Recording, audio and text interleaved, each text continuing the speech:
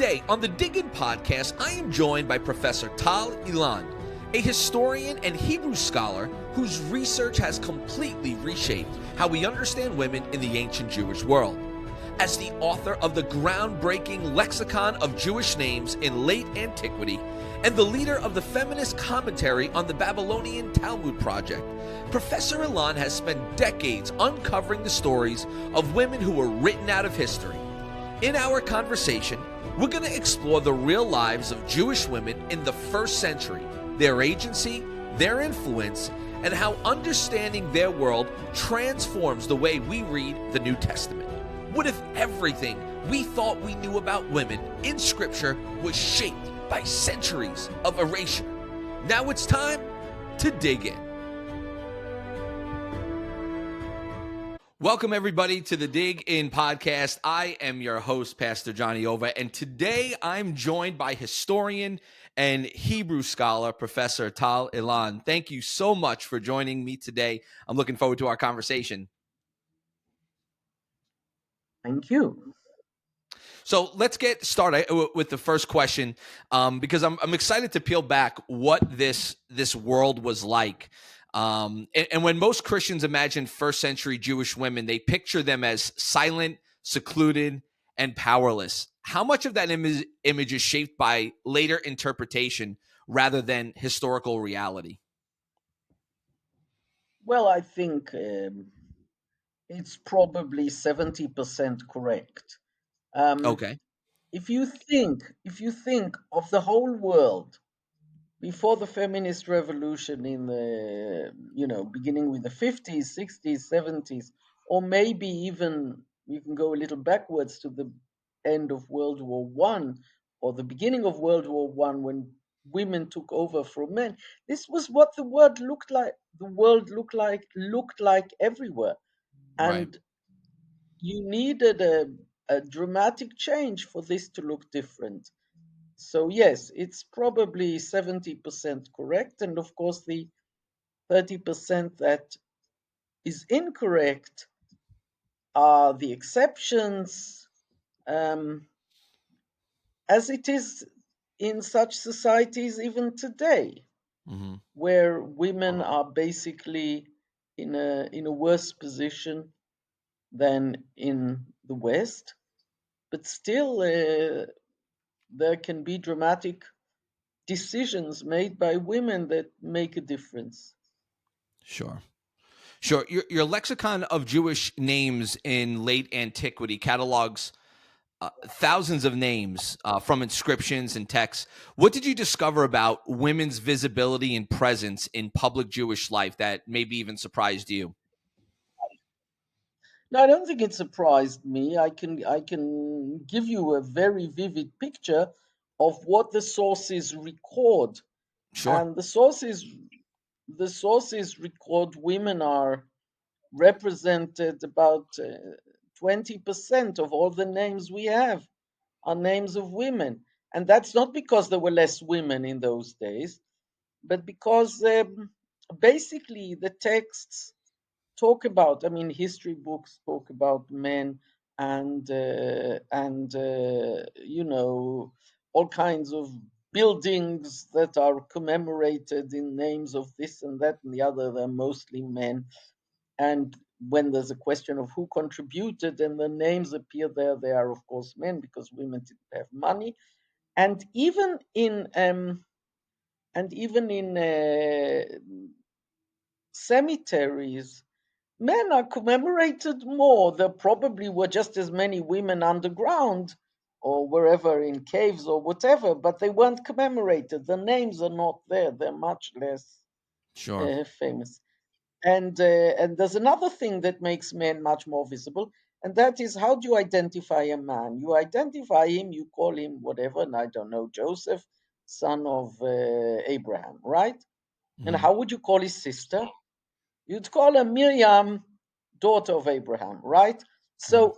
So this, in even if there were the same number of men and women recorded in those texts, you'd have 3/4 men and 1/4 women, because for every man there are 2 men, and for every woman there's a woman and a man. So Gotcha. this is one thing.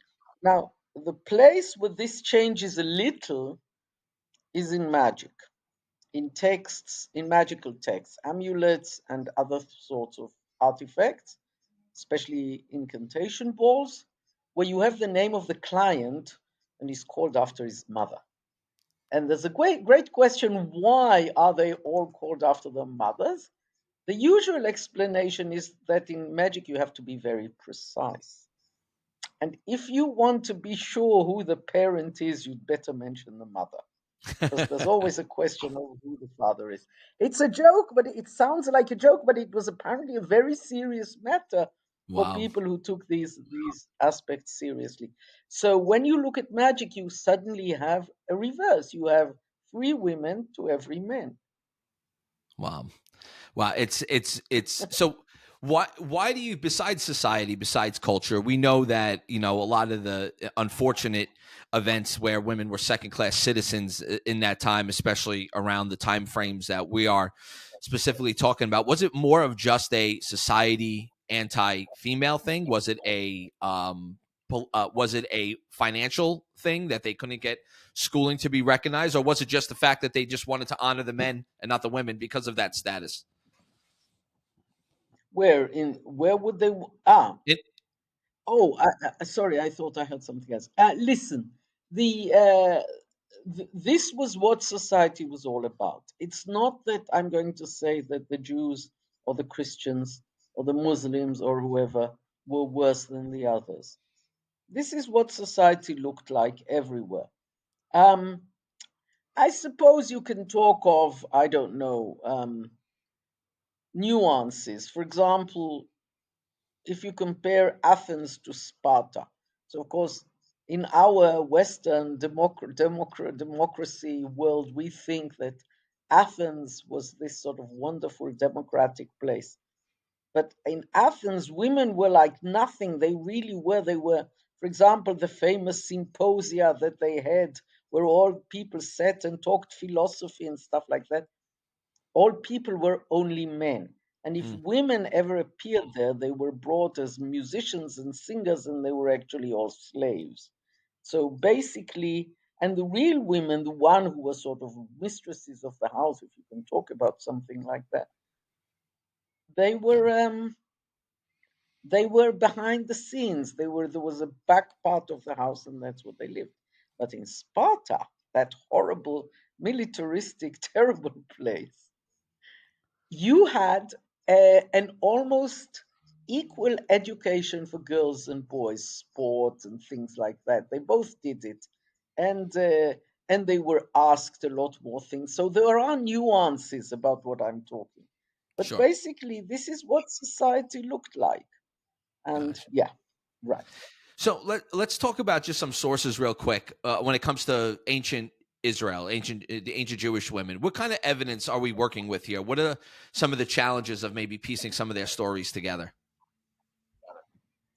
So of course, the most of the, I mean, if you take the most important source we all use and actually learn by heart is the historian Flavius Josephus, um, and he's interested, in real history, kings and priests and wars and generals and sects, and therefore leaders of sects, and they're all men.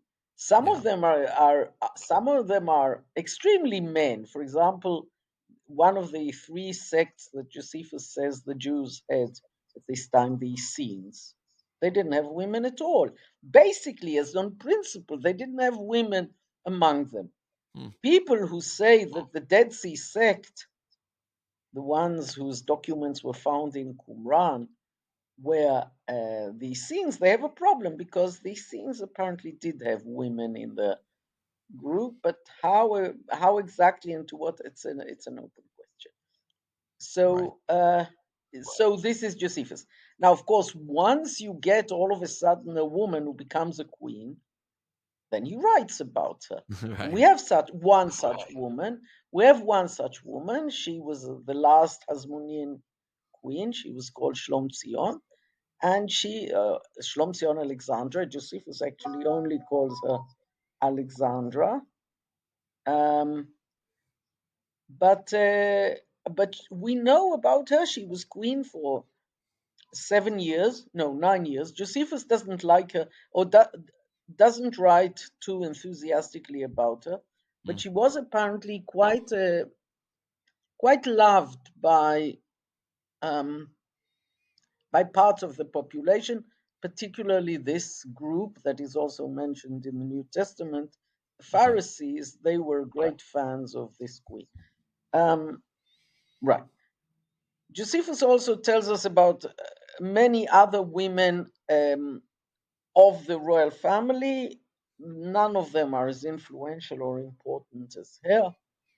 Perhaps the most important and interesting of them, although Josephus, I don't know, it's not that I don't know, I have my ideas why he tells about her, the least interesting things about her life. This is Queen Berenice.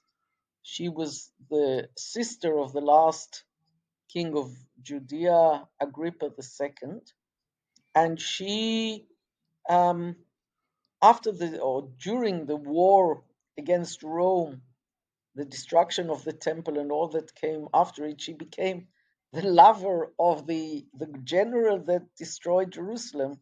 Titus. So she's a very interesting woman, and therefore Roman historians mention her and have one or two things to say about her. Mostly not very nice things. Gotcha. So one reason. Interesting. Very Yeah. interesting. So you've written before about women as donors, patrons, and even synagogue leaders, and that's I really want to talk about that for sure. Can you walk us through some of the concrete examples of women who held real economic and religious power in these Jewish communities, besides the one that you just mentioned, the Queen? So um, it wasn't something I found out. It was something that a colleague of mine, who I like very much and I'm a great admirer of hers, Bernadette Bruton, she's a professor in Brandeis, so I think she's still a professor. Or maybe she's retired. Anyway, she was a professor in Brandeis. And she wrote back in 1982 a book called Women Leaders in the Ancient Synagogue. The evidence for these women are inscriptions.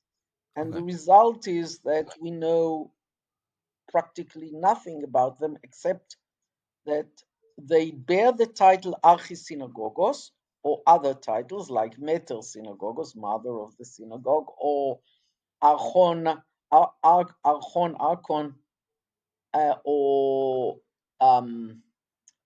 now I have to remember, um, Prostates, and these titles, and they're all on inscriptions. Um, and we know, I mean, we know they're Jews. It's not a question that is doubtful. If they are not, if they're doubtful, they don't appear in our count. And there's about 25 or 26 such women. Wow. And the other thing we know about them is where were they?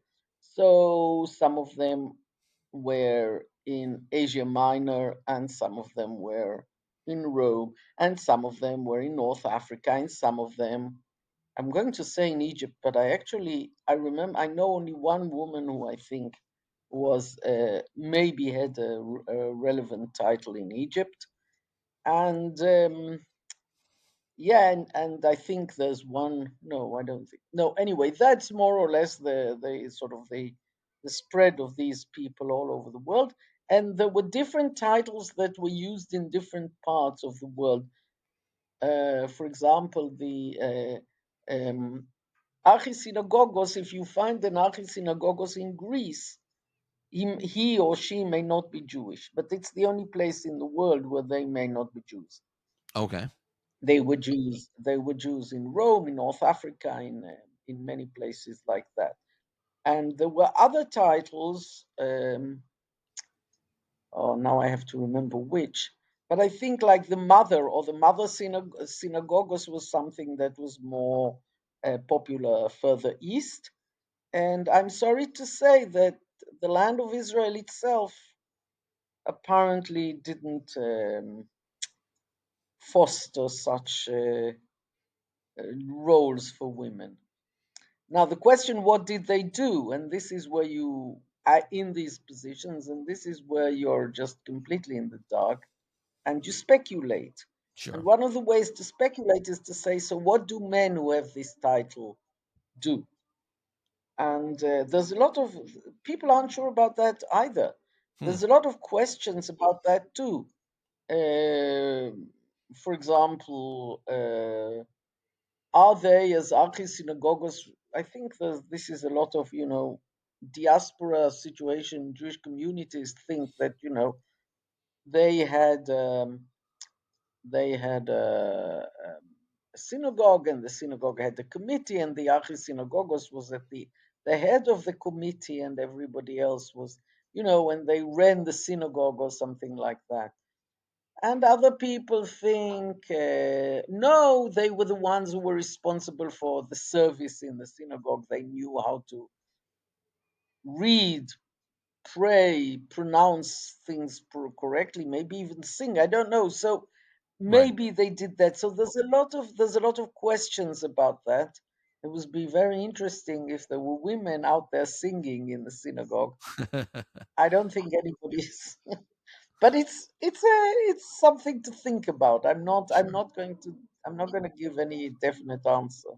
Sure. Some of those inscriptions wasn't one that said some of them had head of the synagogue on some of the women's inscriptions as Yes, well. that's the archi-synagogos. That's the Gotcha. archi-synagogos. That's head of the synagogue. And meta-synagogos is mother of the synagogue. And Okay. other titles, which I'm not managing to, they're not coming back to me now. I know there's one archonit, one woman who is an archontes, which is a sort of leader. And but I can't. They're not coming back to me now. But there are Sure. more. There are about five, six or so titles like that all over. Yeah. And there's also women who are called priestess. But I don't think there was ever in any situation a woman who served as a priest. I think the priestess is the wife of the priest. But Gotcha. anyway, Gotcha. Yeah. It's just so interesting to see. It really, honestly, it's unfortunate to see because it just the dogmas of some of the Christian church. Again, as a pastor, I see the women oppression inside of the church all the time, and even having women in our leadership team. I'm in Long Island, New York. Getting killed by, and it just blows my mind. It's like, man, some of these women that sit on our team are some of the most powerful and bring some of the most valuable insight and leadership skills and just some stuff that we could never bring to the table. Everybody's got their unique part to it. And besides just being oppressive, I feel like people are missing the grand picture, of what, in my opinion, the church can and should look like. But that's just me. yeah. um, No, how it's did you? okay. I am. Yeah. Sorry. No, that's okay. That's okay. Um, how did Jewish women participate in some of the religious festivals, temple life, community worship? Is there any insight into that?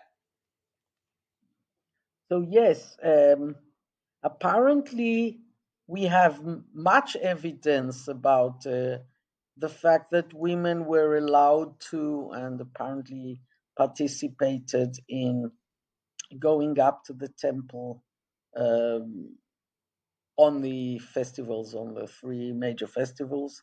Um, for example, I mean, we all know that there's a story of when Jesus was 3 years old, Mary went up to the temple, right? And it's not a a story that was invented for her. We have, for example, in the Talmud, a story about a man who has sons and daughters, and he tells them, um, "Whoever arrives in Jerusalem first, I will give him this, that, and the other." And the girls got there first. So, so no, there's a real story like that in the Wow. Talmud. So Wow. you have them. So you have them going there.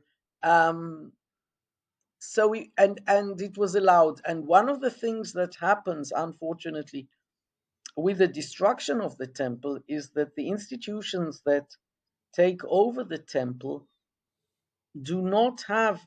There isn't this sort of thing that you can say, right, women may participate in. And one of the things that, of course, replaced the temple was the study house, and that was completely male. it was just, it was completely closed to women. Hmm.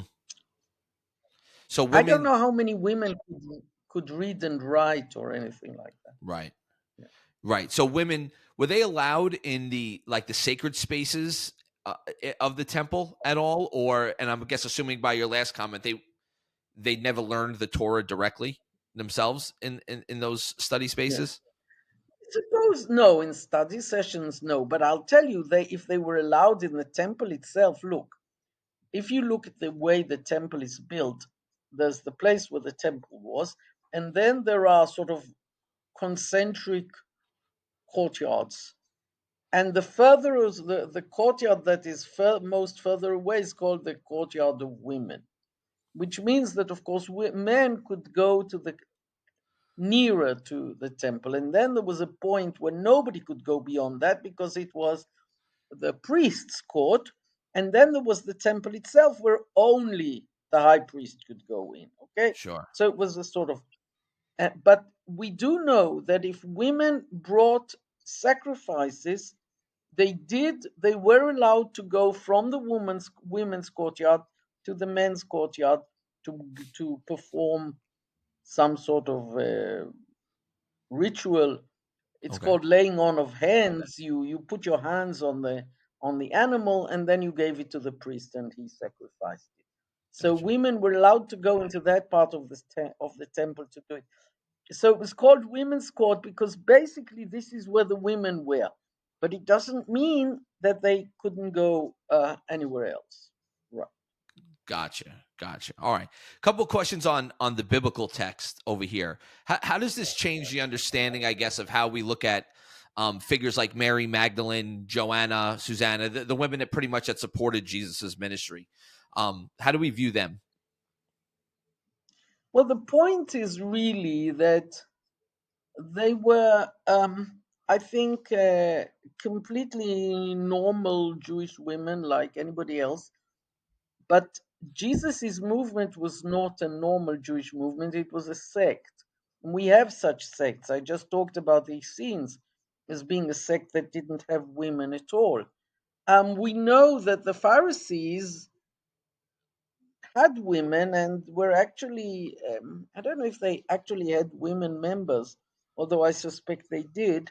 Hmm. But they, for example, supported the queenship of Queen Shlomtzion, of a woman. So we have this sort of favorable attitude to women among the Pharisees. In the priesthood, no, that was, sort of close to women. So in that respect, but the moment there's a sect and the sect has its own principles and they're different, they can be dramatically different. And I think some of the things that Jesus said and talked about, I mean, I when I just began studying all this, there was all this talk about Jesus feminist and stuff like that, which of course I don't believe in. But some of the principles that he worked with, particularly the idea that there are always people who are left out and shouldn't be, and we want to take them into account.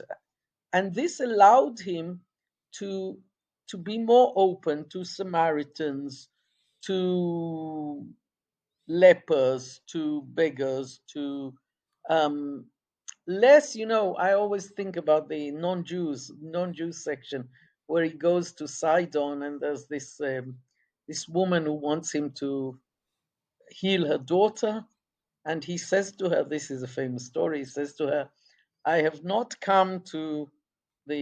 only come to the house of Israel to heal them and so on. And so she says to them, but even in the master's house, there are dogs who also get food under the table. In other words, she says, look, you're already here, and here's my daughter, and she's sick. And okay, so we're the dogs under the table, but please, um, you know, this is my sick daughter. And then he heals her. So you can even see this discussion where, of course, she's not represented here as a woman. He doesn't refuse to heal her because she's a woman. He had already healed some people as we go along in the New Testament and seeing that Sure. he did. Sure. But So she represents the non-Jew, but it's Right. this idea that if there's some sort of discrimination. He doesn't like it. He talks against it. He says you should treat them fairly. A woman who brings to the temple a very small amount of money, he says, well, that's all she has. And if you're a rich king, of course you can bring more, but that doesn't make doesn't make your present worth more. Yep. So he's really, I think he's in many respects, a true socialist, Yeah. um, in the original sense of the word, Sure. and the Jesus movement after Jesus was a socialist movement where you brought your property and shared it. I was born in a kibbutz. I'm a, and I know what socialism looks like, Right. and I always feel that it doesn't always work. When people ask me about the kibbutz, I say it's a great idea. It's just not fit for people. So because people are greedy Yep. and all the other words I can say. But basically, I think Jesus had this idea that the socialist ideas about him, and therefore he had also women disciples. I mean, Mary Magdalene, at least according to the Gospel of Luke, had demons which he had to exorcise to get them out of her. Um, and and s- and so I think basically that he really did have women members. If there was any way of becoming a member, well, followers, but followers already recreates the hierarchy, which I think he would have objected to. But Right. he had, if there was anything like joining, you could be a woman and join. The Sure. problem is, of course, that as a man, they always talk about the fact that they, what's the word, mendicants, that they walked around with nothing from one place to the other and, begged as they went along and so on. It's much easier for men to join such a group. For one thing, it's safer for men. Women, there's always the sexual danger, which makes it both on the part of their family and on their part the wish to be better protected from a world which is sexually dangerous. Sure. And of course, um, basically, there were expectations about women. They had to be married very young. They had children. They had to look after, and so on. So it was more difficult. But if you were, let's take as an example, if you were possessed by demons like Mary Magdalene, I don't Mhm. think anybody wanted to marry her.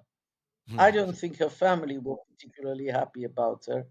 Right. Uh, they were glad when she went away. So, that's the kind of way I look at it. Wow. So I remember that once somebody wrote, I won't name the author, she wrote about why would women be interested in becoming this and that? They had families and children and so on and so forth, and said that's the point. You're thinking about the normal, but what about the people who are really in trouble, which Yeah. seems to be the issue he's always interested in. And that's why I believe Mary Magdalene was, of course, a member of his close circle. And I also believe, but this is, of course, my special baby, which I think is something that many people are worried about. And that is, I think she is the founder of Christianity. Now, why Christianity? Because as long as Jesus was alive, there was no Christianity. What is Christianity? Christianity is the belief that Jesus is the Son of God and that he came to this world to rid us of our sins, and he died for our sins and was resurrected after 3 days. If you believe in that, you're a good Christian. Mhm. But but who proved it, and who claimed this, and who showed you that was he was resurrected after 3 days? Where does this come from? And of course, in all the Gospels, it's always women who tell you this, but in all of them, she is there, and in the Gospel of John, it's only she who is there. So I seriously think that the idea that if you're a Christian, you have to believe that Jesus was resurrected on the third day, this was her idea. Wow. And and therefore I think she's the founder of Christianity. What about the people that, if somebody said, well, what about the people that he showed himself to after that, afterwards? Because she was definitely one of the first people Yeah. to make that proclamation for sure. But then it records So that they first of saw all, him. you have all these people. You have all these stories about the gospel, the disciples who don't believe Mary Magdalene, and they go to the cave to check if he's there or not. Yes, Right, right. and and uh, and there's of course this is one way of looking at it, but the more interesting case is of course the case of uh, of Paul, who mentions all the people to whom Jesus appeared, Yeah. and he begins with the disciples, and he's the last one. And who Yeah. isn't in his list? There's not even one woman there. So where's Mary Magdalene? Some people would say, well, of course this is the original list. It's the letters of Paul are older than the Gospels and so on. But if Right. that is true, who invented the women? You never invent women. You always get rid of them as time goes by. If they couldn't get rid of them, it's because you couldn't get rid of them. They were Yeah. just there. All right. In fact, I think that Paul tried to get rid of them in this list that he made. Interesting. So, yes. Very interesting. What about some of the women leaders like Phoebe, Priscilla, Junia? That's a big talking point amongst pastoral circles, especially Junia, where it seems to be that the scriptures mention her as a female apostle as well. What are your thoughts Yes. on that? I think, I think that Phoebe is called Prostates. Am I right? Yes. So, for example, one of the women leaders in the synagogue, but in fact, somebody is not a woman leader, but not a synagogue leader, but an important Jewish leader, is a woman by the name of Yael from the city of, oh God, oh, that's what happens to old women. You should know that. Anyway, um, one woman by the name of Yael, Aphrodisias. Okay, Aphrodisias in Asia Minor. There's a very interesting big inscription, and she apparently created the soup kitchen. Hmm. And Wow. and the inscription has like 30 people contributing money to the soup kitchen, and they're all written down. They're all men, except for Yael, who is the founder. And she's called Prostatis, like Phoebe. So apparent, and I think she's more or less also a contemporary. So you can see that this is the kind of things that this. If she's called a Prostatis, I wouldn't be surprised.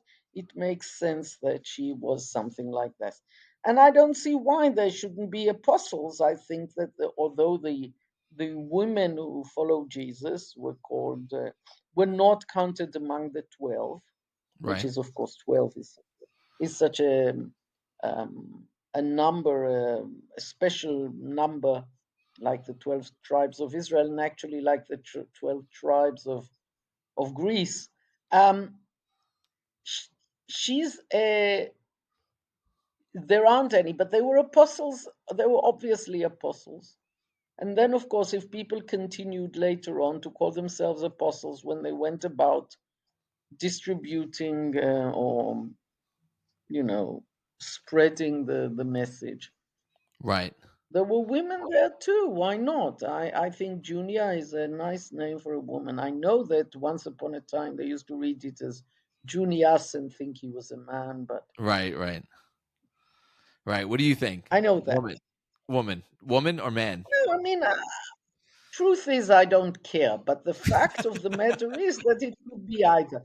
In my opinion, I mean, I think Junia makes more sense to be a woman than a man. Of Sure. course, there's what's the names of these guys from Corinth? Um, oh, one of them is definitely a woman, a husband and wife from Corinth. You don't Priscilla, remember? Priscilla, Yeah, and Aquila. Priscilla and Aquila, yeah. So Aquila and Priscilla. So there you are. You have a couple working together, and there's no doubt that she's a woman. So Yeah, of course. Right. I don't see any reason why Junia. I think she's also mentioned there with a man. I don't Right. see any reason why she shouldn't be, just because there's the word apostle there. Right. I wouldn't So be surprised if she was. yeah, I think again, my opinion, I think she's a woman. And I don't see, I just don't like the excuses from again some of my brethren where we just like, oh, it's an exception to the rule. There's always a reason. There's always an exception, right? Like in their eyes, God lays rules out and then he breaks his own rules. But to me, it's very clearly that God in the Bible is using men and women. Yeah, so I just got a couple more questions before we wrap up. When for Christians reading the New Testament, so you're speaking to Christians that are reading the Bible. What do we need to understand about the world of the first century Jewish women when we read these texts? So we're not carrying over some of the oppressiveness that Jesus came to break, I guess would be the best example. Yeah, well, um, for example, I think that in the Jewish world, women were married off very young. I don't think they had a say on this. I don't even think they had a say from the point of view of saying, they say to her, "You want this one, this one, this one." She says, "Okay, I'll take this one." No, I don't think they had a say on this. It was a family thing. But I think there were other things too. For example, you may remember in the Hebrew Bible the story about at the end of the book of Judges, the stories of the girls of Shiloh go out to dance in the vineyards, Right. and uh, and then the men from Benjamin come and abduct them. Right? Um, Now, this is a question. This is a biblical story. Why would it interest me at all when I'm talking about uh, the third, second century BCE, the first century CE? Why would it interest me? And that is because in the Mishnah, at the end of Tractat Ta'anit, there is a story about a specific date, the 15th of Av, the month of Av, that's a Jewish month, when the girls used to go out and dance in the vineyards. And what did they do? They dance and they parade their um, how would I say, their qualities to men and say to them, you know, "I'm so beautiful, come, you should choose beauty above anything else." And those who are not beautiful, they say, "Ignore beauty, there's always money," and all kinds of things like that. And there's a whole text saying it. And this text seems to be exactly the opposite of anything we know about Jewish society. So some people would say to you, and I suppose that's true, that there's the elite and the aristocracy and the higher echelons of society, in which the position of women is very strict and policed, I'd say. But if you look at the people, we know very little about them. But this is a sort of peeping into levels of society that we just don't know. And here you have a story that helps you understand some of these things. So, Right. yes. Right. All right. Last question, Professor. And again, thank you so much for your time today. And I have enjoyed our conversation today. It's been a lot of fun getting to learn from you. Your work on the feminist commentary on the Babylonian Talmud Project is reshaping how scholars read the rabbinic texts. What's one insight I from hope that work? so. What's one insight from that work that would help Christians better understand the Jewish context of the New Testament? the Talmud is much later than Right. rabbinic literature, than the New Testament. And the New Testament is the New Testament. So there is the Old Testament or the First Testament or whatever way you want to call it. Sure. And the New Testament is a reference to it. And you can't imagine the New Testament without the Old Testament and without a reference to it, because it's a sort of commentary on it. Sure. All right? So I think there was some envy there among the Jews, and they also wanted to distinguish themselves from the Christians, who said, if you want to be a real Jew, you can't just go around with your Old Testament, you have to have a New Testament as well. So the Jews, they went and composed the Mishnah. And they said, if you want to be a real Jew, it's not enough to have the Bible. You need the Second Testament, which is the Mishnah. And so I think that in a way, the need to canonize a second text and to make it as important as the first one, you need to imagine that it comes from a place where somebody else was doing this. In other words, Christianity. And the Jews too created a situation where you needed two books to be a proper Jew. Gotcha. Well, Professor Tal, thank you so much for your time today. I truly appreciate it. Thank you for all the knowledge, and I know people are going to be very interested and blessed by hearing our conversation today. I hope so. Thanks for tuning in to the Dig In podcast with me, Johnny Oma.